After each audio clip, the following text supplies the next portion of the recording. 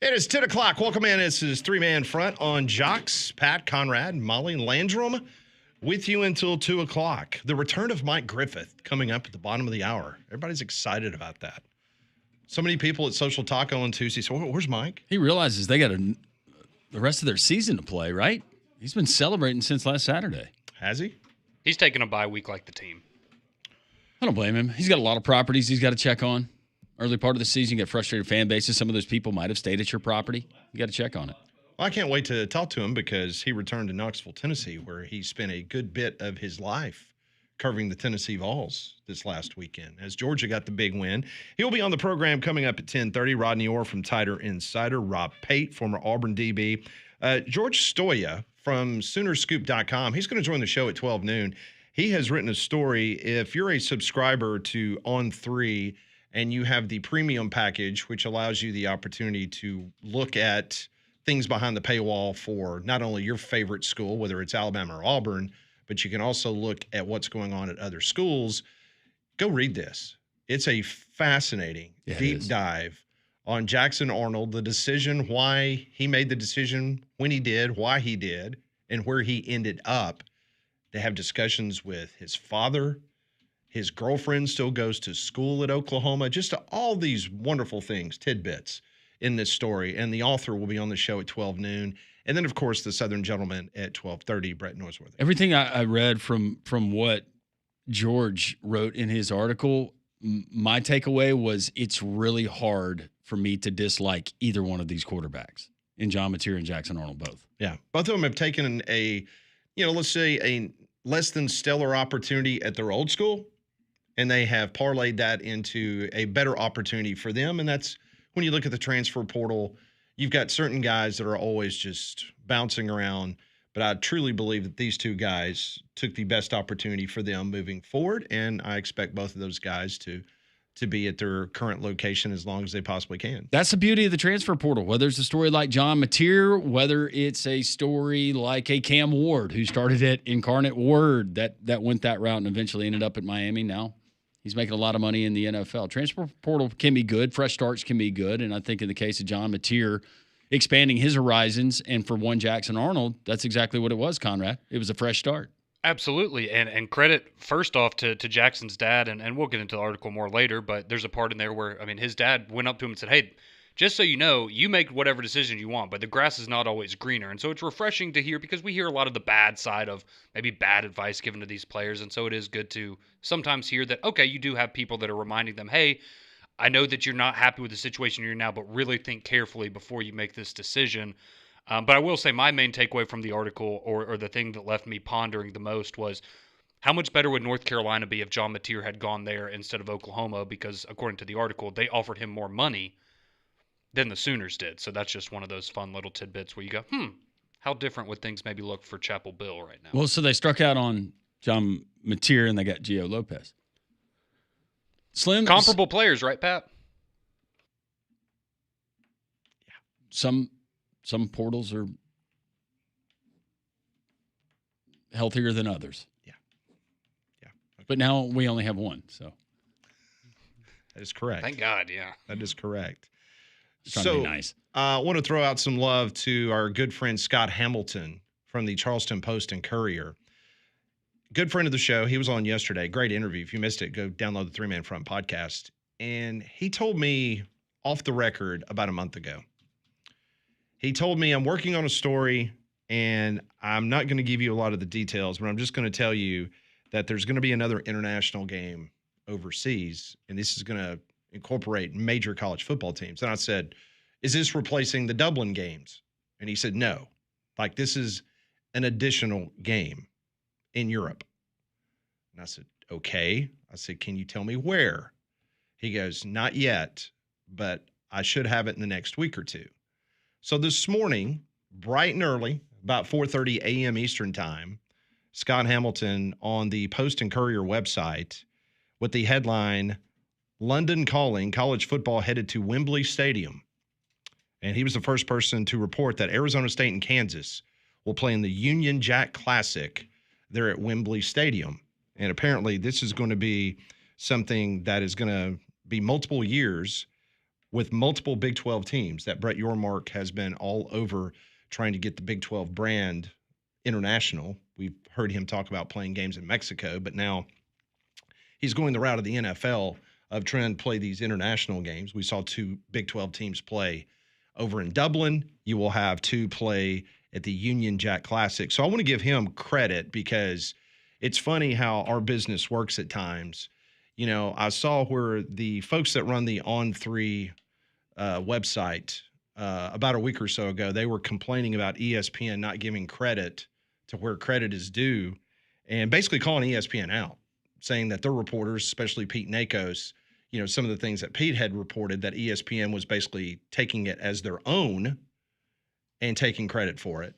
So I just saw just a few minutes ago before we came on the air that Chris Lowe had tweeted out Brett McMurphy, you know, per Brett McMurphy, Kansas and Arizona State are going to play in this game. I did not see them credit Scott Hamilton. And that's absurd. Like, come on, give credit to where credit is due. Like, we would give credit. You know, we're not coming on here taking stories as our own. So it just find it, the hypocrisy involved in our business sometimes is just absolutely hilarious. Yep. How you want to slam ESPN one week, and then the very next week, 2 of your so-called hotshot reporters, Chris Lowe and Brett McMurphy, they want to take ownership of a story that they didn't have first. But okay, whatever. Good for them. Sorry, I'm just taking up for Scott because that's wrong. You just don't do that. Good on you. You just don't do that. I agree. Scott Hamilton, very good at what he does. Very entertaining, too. Yeah. Do encourage you to go back and listen to the podcast. Yeah, it's fantastic. Very much so. So the Big 12 taking advantage of some international games moving forward. So good for them. I doubt very seriously the SEC. Heck, the SEC won't even play a Thursday night game. They're definitely not going to go overseas and play. No. Well, everybody has a price, but that would be a very expensive game. No, I mean, I could see a program like Kentucky, you know, maybe saying, okay, yeah, let's go to Bermuda, play a game. But don't go hold here. your breath for Georgia, Texas, Alabama, Auburn to No, go. but if you had a title sponsor that said, hey, we're going to pony up $15 million per team. Well, then that's a you difference. probably listen. You have that conversation. You say, all right, pack the toilet paper. We're going across the pond. That's 1 year's NIL budget, just about. Yeah. Yeah. Money talks these days. I don't think anything's totally off the board when it comes to revenue streams in college football. Well, and how long is it before? And maybe it's different because it's easier to set up maybe in like a basketball setting. But, you know, they have the NIL tournament now where players get to go and participate early in the season and earn a little extra money. How long before you have something like that in football? I want to see it in the bowl game. I want to see incentivized guys to make like plays, have I like escalators. That might be the only way that bowl games survive. Yeah, Is to give them a fat paycheck. I like it. And include fans. One lucky fan will win $1 million if your Something. team wins I like the that. ReliaQuest Bowl. You want fannies and seats. They used to give away a car at the Blue-Gray game. Somebody won a car every did. Christmas. That'd be cool. That'd be great. I think that's a good idea. Pay the taxes on it and sell it. You do always wonder the people that go on the game shows and win like the lavish cars, and you're like, do they really realize that this isn't free? No, it's not. It's not free. No. The initial injury report came out last night for Auburn and Oklahoma. Out for Auburn, Darrell Robinson, doubtful, Amaris Williams, Jay Crawford, questionable, Champ Anthony, Eric Singleton Jr., Rayshawn Pleasant, Isleon Miller, probable, Damari Alston, Malcolm Simmons. That's from the Auburn perspective. Oklahoma got a lot of guys, a lot of questions. A lot of offensive linemen, Pat. Yeah, you got 3 offensive linemen that are currently out. You've got 1 DB out. You've got a wide receiver, another DB doubtful. Questionable, you've got 4 offensive linemen, 1 defensive lineman, 1 wide receiver, and probable is Keontae Lewis, a wide receiver, defensive lineman Danny Okoye, and Owen Hollenbeck, an offensive line. Yeah, they must have some issues with their offensive line, or maybe they got food poisoning or something. But my goodness, Or maybe they just get after it in practice because you had so many injuries last year. I count 9 offensive linemen on this sheet from last night. They go in ones versus ones during the week. Actually, 8. There's 8 offensive linemen on this list for Oklahoma. Now, some of them are going to play, but I saw Makula, the guy that's backing up Troy Everett, who's the center, who's out for the year. He's listed as questionable. He is. Yep, Jake. Sure is. Going back to Amaris Williams, he's going to be out, but it looks like I saw a Hugh Freeze quote, Jared Smith, the true freshman from Thompson most recently, originally Spain Park. Yep. He said next guy up. So Jared Smith's going to get an opportunity. I just wonder if he draws the matchup with that freshman offensive tackle of Oklahoma. That would be interesting. Two freshmen going at it. Auburn Undercover, they have posted their predictions for the game. Jason Caldwell says Auburn victorious 27-23. Philip Marshall's got OU winning 28-24. Christian Clemente has Oklahoma winning 27-24. Nathan King, who was a guest on this program on Monday, you could kind of sense the direction he was going to go in. He's got Oklahoma winning by a touchdown. And Patrick Bingham from Auburn Undercover has Auburn winning a close one, 18-16. So out of their 5 main riders, 3 of them took Oklahoma, 2 took Auburn. Wait, what was that last score prediction? 18-16. A lot of field goals. That might be a scoregami. Yeah. Yeah, I don't totally disagree. I could see Oklahoma winning. I would give the benefit of the doubt to Oklahoma just because they're playing at home. If this game's at Jordan-Hare, I'm going to give the lean to Auburn. And I think it's fair to and look, he can absolutely go out there and prove us wrong. I think it's fair to say that at least early on in that game, the emotions for Jackson Arnold, that's going to be something he's going to have to. You're going to have to overcome that because it's going to be tough. It'd be tough for anybody going back home to somewhere where that was his dream school coming out of high school, and it didn't go very well for him. Also be interested to see if they cheer or boo him. I was on Tyler McComas' show yesterday, and they still believe this is not going to be a close game. Yeah, McComas, he was much different than what we heard from Curtis Fitzpatrick. McComas thinks it's going to be a 2-touchdown Oklahoma win. Yeah, his co-host basically thought the same thing. Based on what I've seen, I just don't see Oklahoma. If Auburn comes out and just doesn't play miserable, I don't think Oklahoma's 2 touchdowns better than Auburn. But we'll play the game. Does that mean you're going to take your $2.50 in your account? I might. And lay the money line on Auburn? I might. I thought you were doing that for him. Yeah, that's right. Yeah. You're supposed to be placing the bets for me. Yeah. Oh. Well, there is a fee involved, a processing fee. Of $2.50? Yes. It's like Ticketmaster. Yeah. It's all those fees. That's the cheapest processing fee Ticketmaster's ever had. This is growing gambling week, where you find someone that you think you could influence to join the dark side and start betting heavily on football games. The dark side. Wow. It's not the dark side. Well, it can be. If you have a problem with it. Apparently, Pat was born in the darkness. I was born at night. Just not last night. There you go. Yeah, I thought you'd like that. That was a good one. Well, the Alabama heat and humidity can be brutal, but don't let it affect your home and family. Keep them comfortable with an affordable Train cooling system.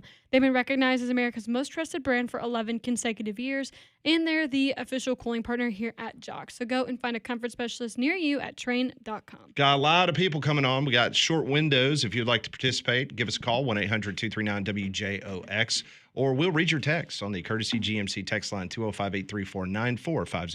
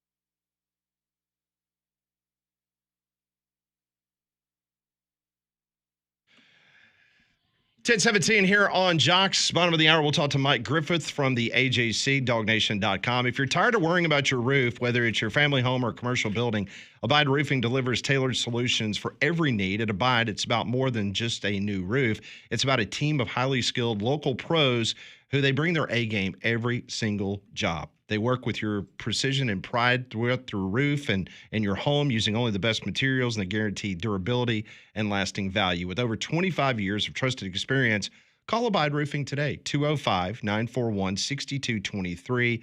Gives you a free consultation and estimate. They'll also deal with your insurance companies, which are very important, whether it's a small job on your roof or a full roof replacement. They can handle all that. Go to abideroof.com. That's ABIDE roof.com. Or call them at 205-941-6223. Jock's text line is open, 205-834-9450. Best way to interact with the show, and we love it when you do so every single day. Brandon asked the question, do y'all see Auburn quarterback Deuce Knight sitting another season next year with Arnold only being a junior? You never know these days, but I would think that Jackson Arnold has a successful year. He comes back as a quarterback. Who knows what happens with Deuce Knight? But it's a fair question. I think he knew coming in what the landscape looked like, or he's learned shortly thereafter. I'm trying to remember the timing of it all, but was he an early enrollee? I think maybe he was, Deuce Knight. I can't remember if he came in the spring or the winter. Who knows?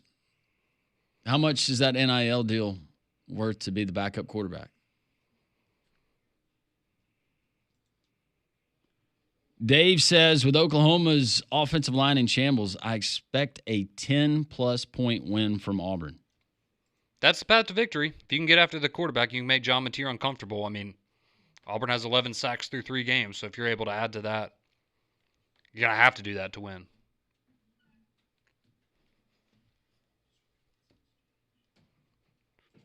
Oklahoma's offensive line is they're at least better than they were last year because they were terrible last year.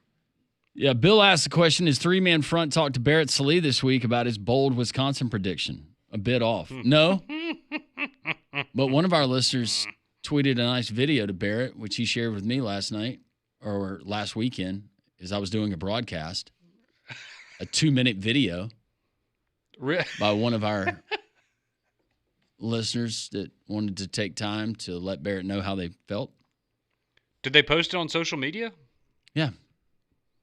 I did. That's funny. Yeah, that wasn't one of Barrett's better predictions. Robert says this Thursday night college football lineup is terrible. Rice versus Charlotte. Give me a break. Why can't the SEC schedule a few Thursday games during the season? The problem is people would rather see a potentially bad NFL game like tonight with Dolphins-Bills. I'm an NFL fan. Thanks, Robert. Rice and Charlotte, not the marquee matchup that you're looking for if you're looking for marquee matchups. No. Charlotte's got a new head coach. Biff Poggi is not there. That would have been the draw last year to watch him don the sidelines and no sleeves. But yeah, I mean, I'll be watching the NFL game tonight over that. So both programs have new head coaches, first-year head coaches. Yeah, NFL's probably. Yeah. Well, let's be honest. That's one of those games where the people that maybe have a little extra incentive to watch that game, that's going to be the draw for a lot of people. Richard says Alabama, Auburn, and Oklahoma play a combined 21 ranked teams the rest of the season. Crazy. It just means more. Strength of the league. Yeah, Rhett Lashley. Darren from Tennessee, I was the one who sent that article about the blackout in Athens. Have y'all heard if that's true? And didn't they do a blackout when Stafford was there? Yeah, I was in the stadium when Stafford was there. No, Sean Marino was there. Soldier Boy. That one didn't work out too well. It was 2008, right? The one that I was in attendance, it did work out well. Georgia won the football game. That was not versus Alabama, though. It was versus Auburn. Yeah, the Alabama game, that was the game John Parker Wilson and Julio Jones went off. And wasn't the Cochran quote, the famous Cochran quote, you know why they're wearing black? Because they're all going to a funeral? Hey, we'll ask Mike Griffith coming up in about 8 minutes. I'm sure Mike will know. Yeah, if I'm not mistaken, I think somebody brought up maybe the last blackout they did was actually the Georgia Tech game last year, which they won, but in like 8 overtimes. Collins from Pell City says, I'll take Brent Venables' defense over Hugh Freeze's offense. Sooners by 10+. All right, there we go. Keep the text rolling in 205-834-9450 as the program progresses. You heard me talk about this a couple of minutes ago, and I do want to give credit to where credit is due. Just once again, proving what I said at the beginning of the show, where I kind of went after On 3 a little bit. So ESPN credited Scott Hamilton as being the first. Pete Thamel did. So once again, pointing out the hypocrisy. I mean, it's just, you can't make this stuff up. I guess they believe that we're all living in their world, and whatever they say, okay, sure, we'll believe you. I mean, has Chris Lowe tweeted out who the starting quarterback next week for Alabama is yet? No, we got to wait until like next Wednesday for that probably. Yeah. We'll see what Jimmy Sexton tells him to report next week. We've had it done to us a few times. Oh, yeah? It happens all the time now, unfortunately. Yeah. There used to be one outfit that was notorious for doing it. Yes, very much so. They have faded. As predicted by the fortune tellers. Mm-hmm. Give credit where credit's due. You can share the information, just attribute it properly. That's one thing I'll just tell you. I learned with Paul. I can't tell you how many times we had something and we didn't go with it because it's not about being first. It's about being right. When someone else had it first and they were right, you gave them credit. You moved on. But just the fact that 1 week ago they were griping about ESPN taking credit for Pete Nako's stories, and then they basically are trying to make it sound like that Brett McMurphy broke a story about the London games. It's not true. Well, and they tweeted it out like a handful of hours after the story had originally been posted, too. It wasn't even like immediately after the fact. I think we should start tweeting on the show, like as soon as Brett McMurphy, did he give him credit? Okay, good. Ross Dellinger gave Scott Hamilton credit. Good.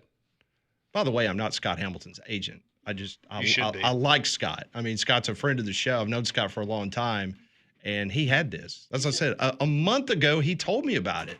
He didn't go into his agent. He didn't go into detail. He just said, "Hey, I got something that's going to be really cool," and he gave me what he could. But I was like, "Okay, it's off the record," so I didn't go with it.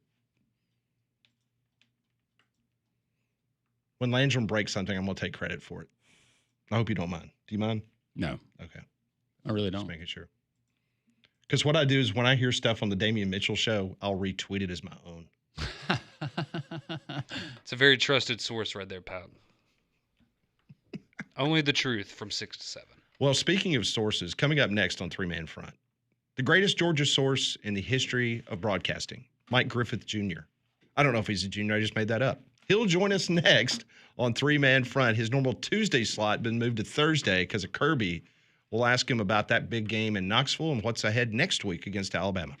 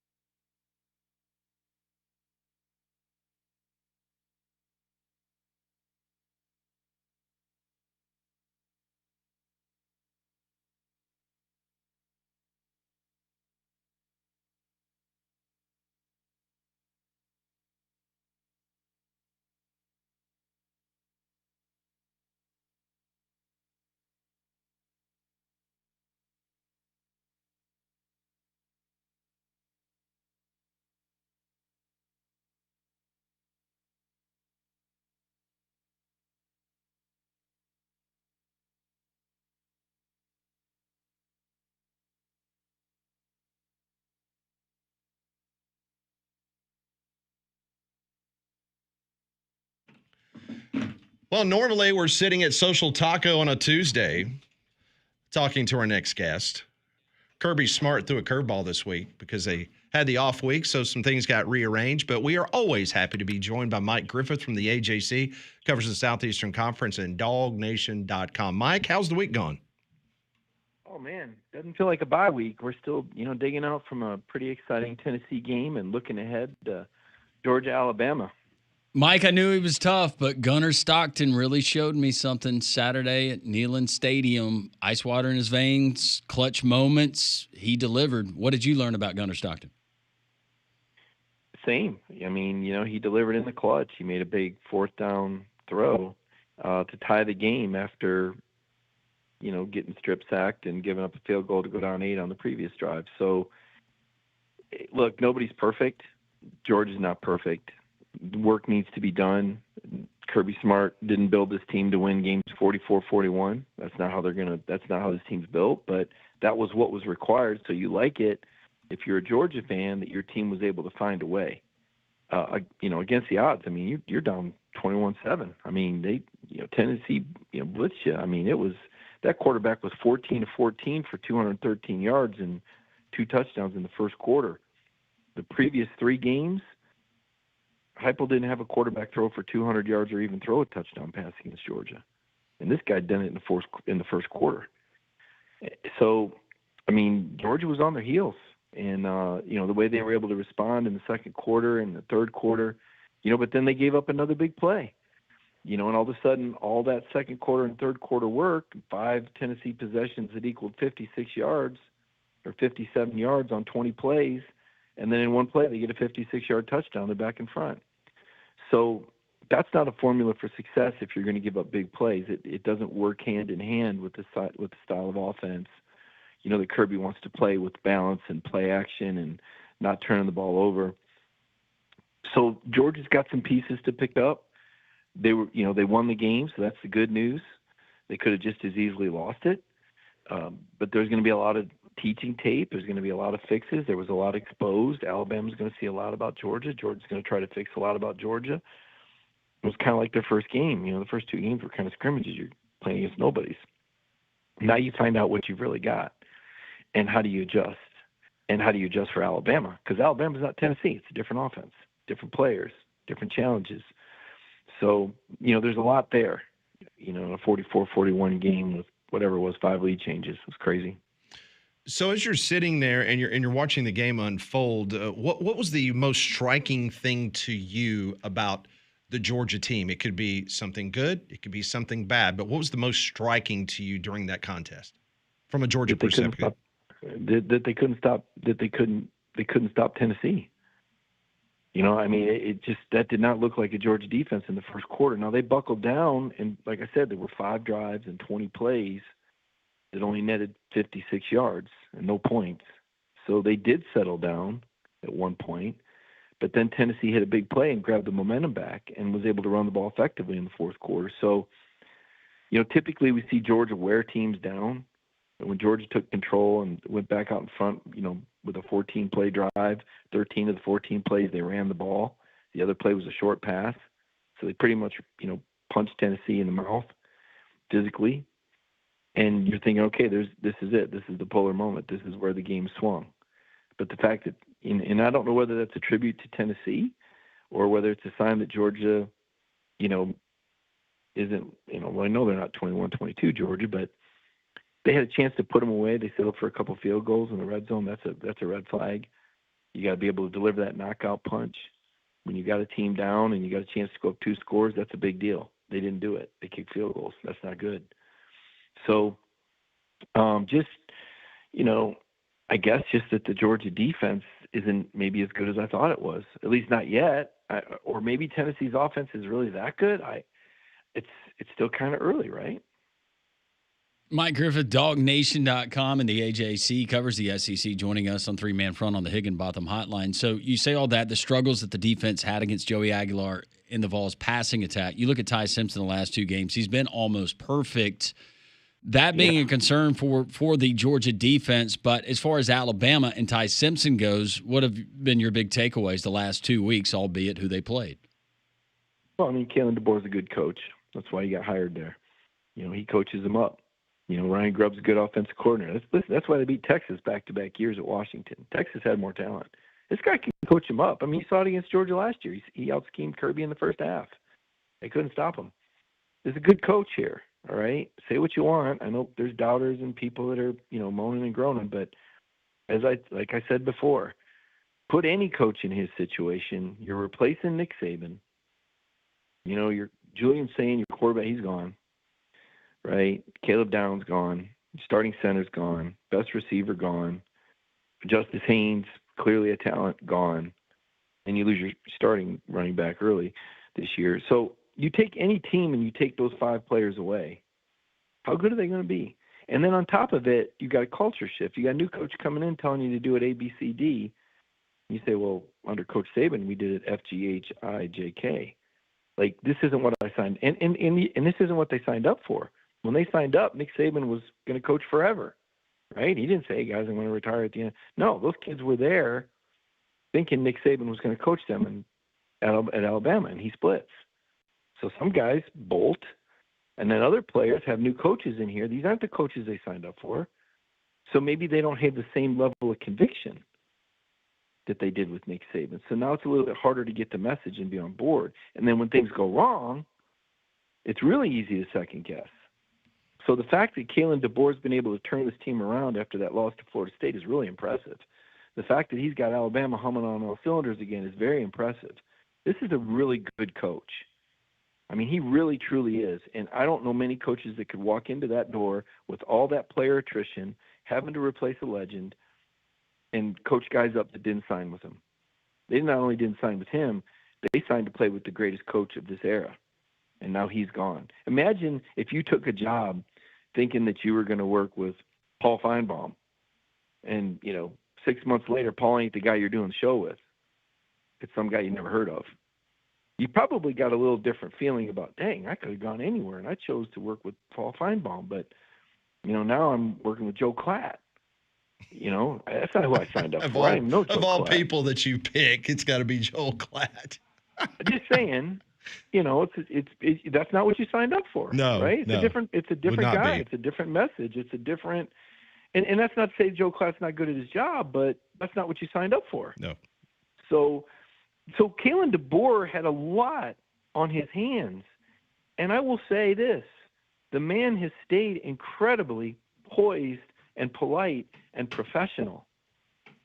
Kalen DeBoer he's a great coach.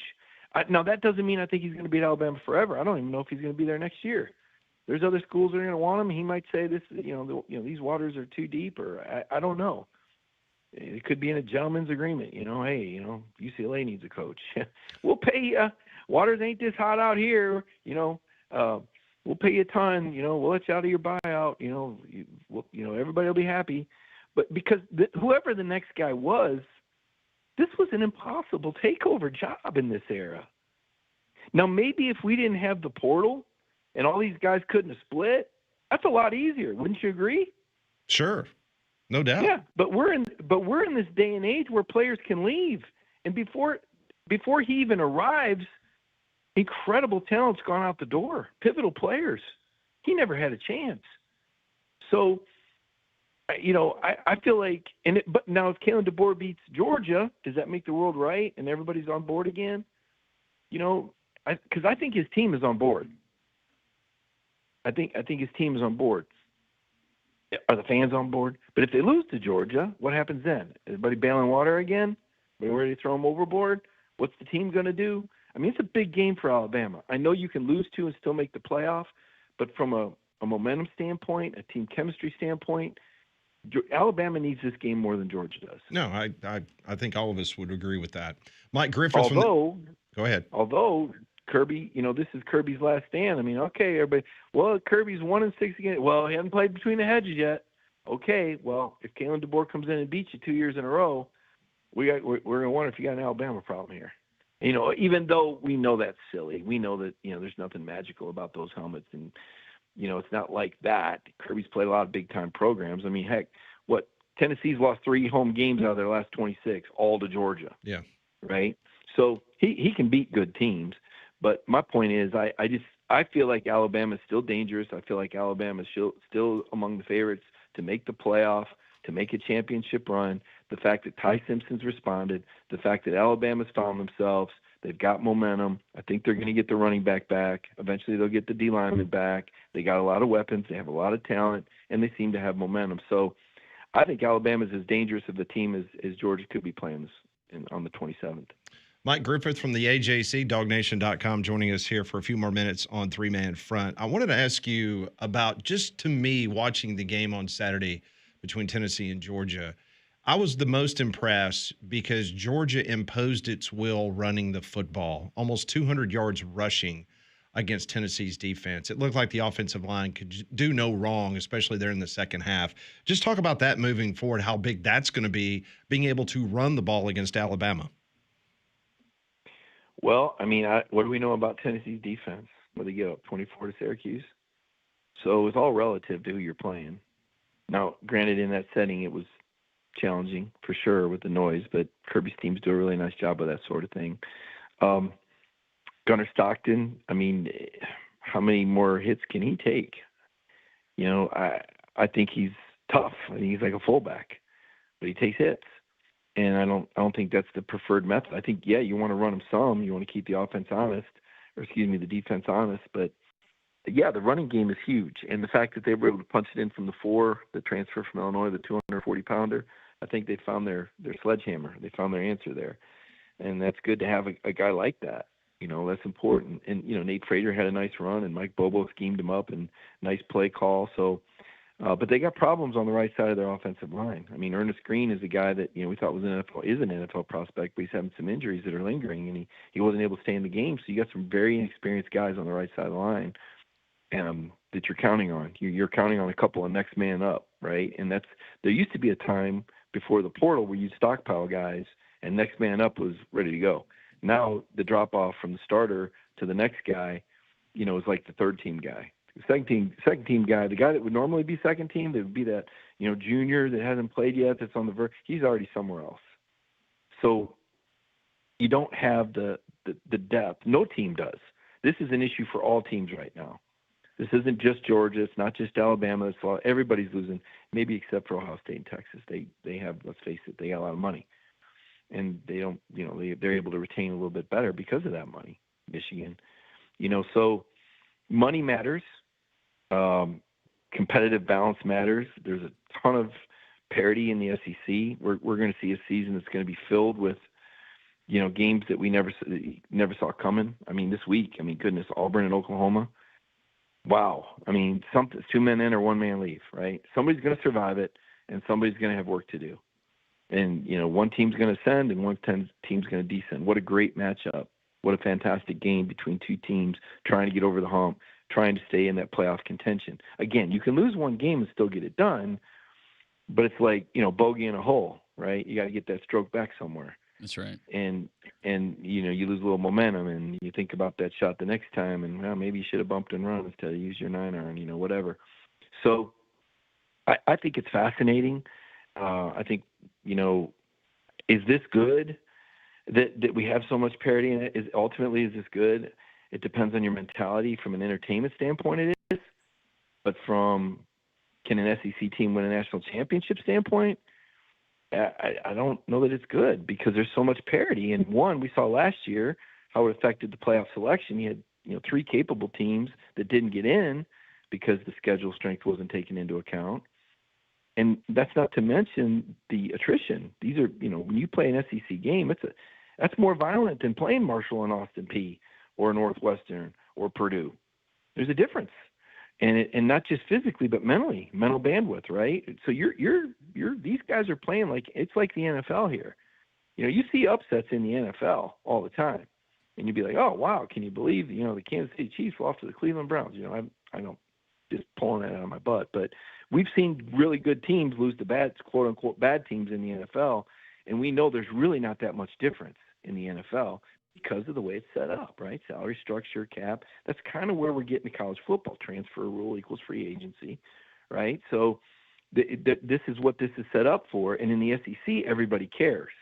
It's not like there's a couple programs that are just like, well, you know, we ain't got the money. Let's focus on basketball, right? It's in the SEC. Everybody in Mississippi State, that's the worst team in the league. Well, guess what? They just beat the number 12 team in the country.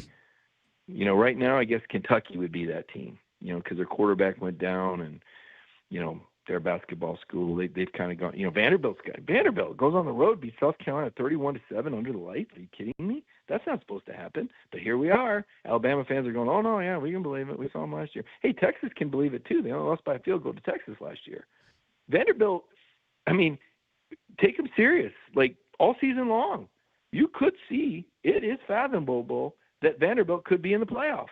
That could really happen. Crazy, right? But hey, this is where they're in Nashville. Put money behind it. Got a good coach. Got a catalyst for a quarterback. Yeah, that's a good start to it. So it's exciting, guys. Whether it's good, whether it's bad, hey, this is where we're at. We're here, and man, I'm sitting here wide-eyed and bushy-tailed, and holy cow, what's coming next? Best time of year. Next week's going to be a whole lot of fun. He's Mike Griffith. You can find his work at the AJC, dognation.com, and also Gulf Shores Getaway AL there on the gram, where you can find out about a great destination to go down, especially this time of year when a lot of the tourists and that crowd, they're back in school. Go down and enjoy Alabama's Gulf Coast. It's beautiful. It is. I appreciate the plug for that. And like I said, I'm always up for the 25% discount. Anybody listening that contacts you guys or hits that Instagram site, Gulf Shores Getaway AL, I'll take 25% off the rate, and hopefully they'll enjoy it. But honestly, right now, furthest thing from my mind. That's it's all football for me. I can't get enough of it. I'm pouring over these numbers. I'm looking through the conference. I'm trying to decipher who's where, who's what. Old Miss wins with a backup quarterback over Arkansas. There's just LSU. How about this? How about Florida's only given up 2 touchdowns all year? Mm-hmm. Yep. And they're 1-2. Yep. Listen, I'm going to say it. I'm not going to predict it, but I really wouldn't be shocked if Florida beat Miami. Those guys haven't stopped playing yet. DJ Lagway threw 5 interceptions, and they only lost by 10 points under the lights in Baton Rouge. Yep. And LSU, game. By the way, we thought LSU's offense was the cat's meow. It's the defense. Their defense is real. And are they a national title contender? You bet. They would have won one with Jaden Daniels had they had this defense 3 years ago. Oh, gosh. No, they would have had to beat Georgia, so I'm not so sure they would have beat Georgia. They would have won that game. Yep. We've already played it out. Maybe. We simulated it 100 guys. times. I don't know, guys. This is like the old Alabama 92 argument. Oh, could Alabama 92, I just know that Jamison Williams, if he had not gone down, Alabama would have beaten Georgia for the national championship in Indy. Well, you know what? Here's the thing about that. That's not far-fetched.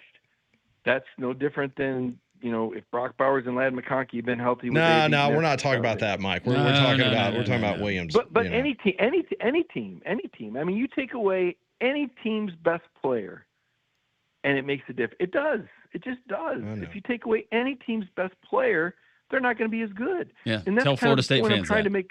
That's what I'm. Yeah. That's kind of what I'm trying to say about Kalen DeBoer.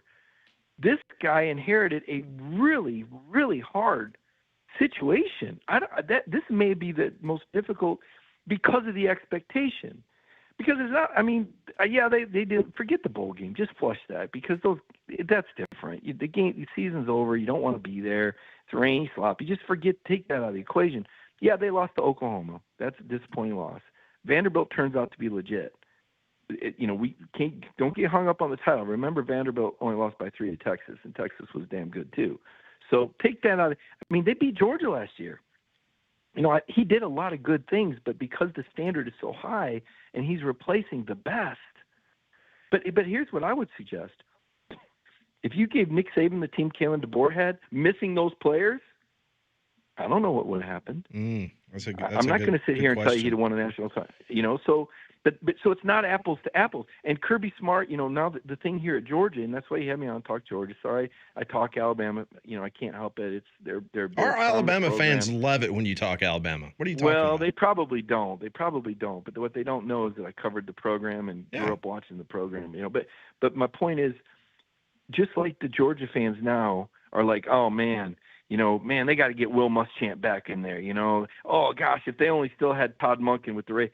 Hey, Todd Monken and Will Muschamp didn't have this roster. They look like pretty good coaches with Brock Bowers and Ladd McConkey and Jalen Carter and Nolan Smith. Those guys ain't here anymore. Yeah.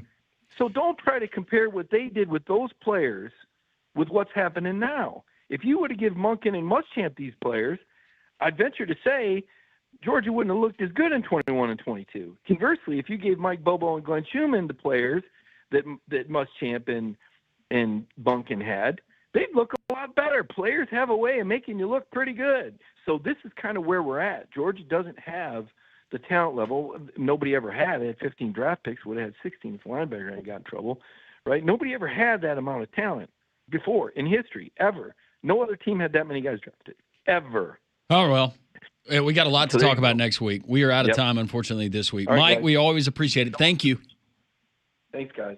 Mike Griffith joining us here on Three Man Front as we continue here on this Thursday.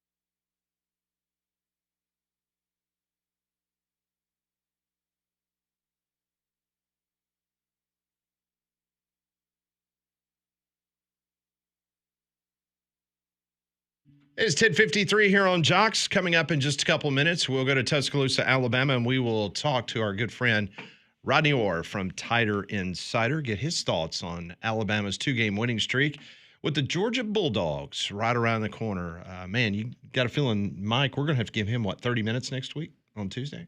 The whole hour. We're going to need 1 hour dedicated to just Kalen DeBoer and Mike recognizing all of Kalen DeBoer's accomplishments. I mean, he might need to hire Mike as his agent instead of Jimmy Sexton at this point. Yeah, 100%. You need more people like Mike in your corner if you're a college head football coach. Yeah, I didn't expect him to go the UCLA route. That was a little surprising to me, but That's going to be Brian Harson's job. That'd be a good job for Brian Harsin. That's why I said it. Yeah. well, if you like any of the UCLA If you're not running backs, they'll all recruiting, be in the nobody portal. notices. So you saw, and again, not that it's a big deal, but UCLA fired its defensive coordinator yesterday. So their interim coach, and sorry, I don't know his name. I'm not going to learn his name. It's not important. But I will give him credit. Yesterday, when he met with the media, he literally walked out from behind the microphones and shook the hand of every single reporter that was there covering the team. And you should have seen the looks on the face of those reporters. Like, why is this guy like extending his hand to shake it? I mean, seriously, it was like we're back in COVID and you're like running for the hills thinking that he's about to infect you with something. Tim Skipper. That's his name? That's him. All right, so be it. That's such a great name for a coach. Skipper. But seriously, you get Oh. a chance, take a look at it. It's really cool. Like, he literally walked out from behind the microphones and started shaking hands of every single person that was there covering UCLA, which, by the way, is not a lot of people. Well, fair. So it didn't take him very long to. But still, I mean, that's a classy move. Yeah, absolutely. All right, talking about class, Rodney Orr, full of it. He's going to class the show up a little bit, at least for the next few minutes. Rodney Orr from Tyner Insider joins us next here on Three Man Front. Rob Pate as well will class up the 11 o'clock hour at 11:45. All that straight ahead here on Jocks.